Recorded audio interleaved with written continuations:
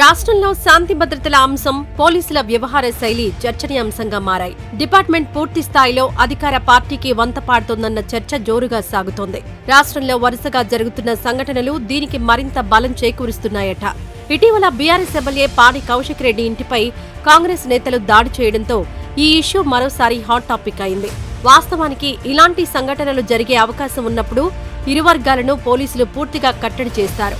ఎవరినీ కూడా ఇళ్లలోంచి బయటకు రానివ్వరు. కానీ కౌశిక్ రెడ్డిని గృహ నిర్బంధం చేసి గాంధీని ఫ్రీగా వదిలేయడంపై అనేక అనుమానాలు కలుగుతున్నాయి.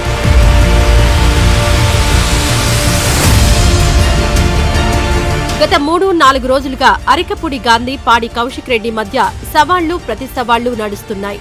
ఈ సమయంలో అరికపూడి గాంధీ ఇంటికి వెళ్తానని పాడి కౌశిక్ రెడ్డి చెప్పారు. అటు అరికపూడి కూడా తన ఇంటికి కౌశిక్ రెడ్డి రాకపోతే తానే అతని ఇంటికి వెళ్తానని సవాల్ చేశారు. అయితే పోలీసులు మాత్రం పాడి కౌశిక్ రెడ్డి ఇంటిని ముట్టడించారు. ఆయన బయటకు రాకుండా హౌస్ అరెస్ట్ చేశారు. శాంతి భద్రతలకు విఘాతం కలుగుతుందని చెప్పారు. ఇంతవరకు బాగానే ఉన్నా అటువైపు ఉన్న అరికపూడి గాంధీని పోలీసులు అడ్డుకోవడంపైనే అనేక అనుమానాలు కలుగుతున్నాయి.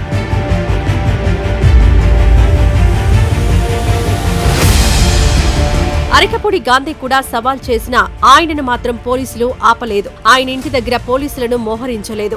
దీంతో తన నివాసం నుంచి పోలీసు ఎస్కార్ట్తో భారీ కాన్వాయ్తో కొండాపూర్లోని పాడి కౌశిక్ రెడ్డి ఇంటికి వెళ్లారు గాంధీ. పెద్ద సంఖ్యలో తన అనుచరులను వెంటేసుకెళ్లారు. అప్పటికే కౌశిక్ రెడ్డి ఇంటి దగ్గర పోలీసులున్నా వారిని అడ్డుకునే ప్రయత్నం చేయలేదని తెలుస్తోంది. అందుకే వారంతా ఆ గేటెడ్ కమ్యూనిటీలోకి వెళ్లి కౌశిక్ రెడ్డి ఇంటి వరకు చేరుకున్నారని అంటున్నారు.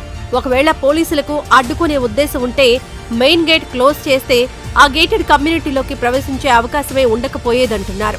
మాజీ మంత్రి హరీష్ రావు కూడా దీనిపై సీరియస్ గా రియాక్ట్ అయ్యారు. ప్రభుత్వంలో ఉన్న కొందరు కీలక వ్యక్తుల నుంచి పోలీసులకు అందిన ఆదేశాల మేరకే దాడి జరిగిందన్నారు. కావాలనే దాడిని అడ్డుకోలేదని, అరికపూడి గాంధీ భారీ కాన్వాయ్తో కౌశిక్ రెడ్డి ఇంటికి వచ్చే వరకు సైలెంట్ గా ఉండిపోయారని ఆరోపించారు. మరి ఇదే హౌస్ అరెస్ట్ నిన్న గాంధీ చేసి ఉంటే ఇష్యూ జరుగునా?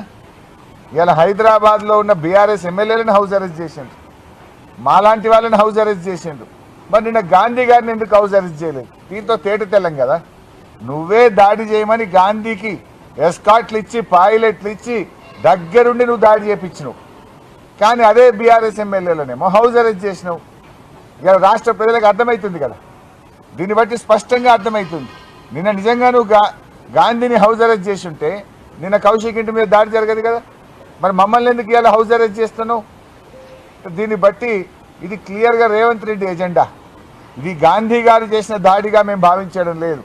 రేవంత్ రెడ్డి గారు చేయించిన దాడిగానే మేము దీన్ని చూస్తా ఉన్నాం. హరీష్ రావు చేసిన ఆరోపణలు నిజమనే గుసగుసలు సైతం వినిపిస్తున్నాయి.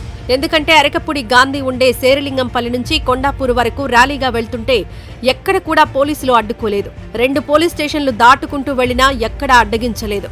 అంటే కావాలనే ఆయనకు రూట్ క్లియర్ చేశారని అంటున్నారు.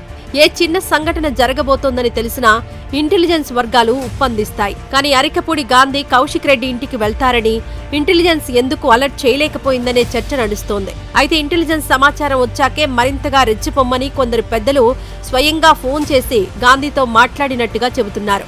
అందుకే మొదట సైలెంట్ గా ఉన్న గాంధీ కాసేపటికే స్వయంగా కౌశిక్ రెడ్డి ఇంటికి వెళ్లారని అంటున్నారు.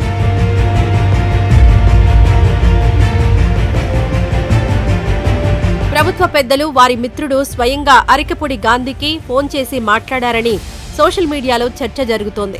అటు పోలీసులకు కూడా వారి నుంచి ఆదేశాలు వెళ్లాయని, అందుకే కాన్వాయ్కి రూట్ క్లియర్ చేశారని, రాళ్లు, కోడిగుడ్లు, టమాటాలతో దాడి జరుగుతోంటే ప్రేక్షక పాత్ర వహించారనే చర్చ నడుస్తోంది.